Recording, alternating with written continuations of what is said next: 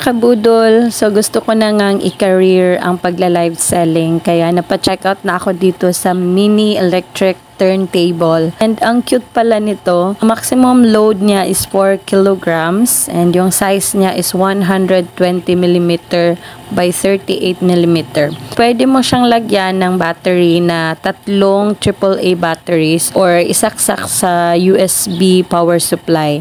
And 360-degree rotation na pala siya, guys. Nalito nga ako kung paano siya i-off, and pag-check ko sa box, kailangan lang pala i-long press for 3 seconds to turn on and off.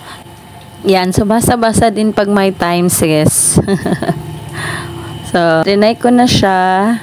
Aya, ganyan siya, guys. Nilagay ko na yung product.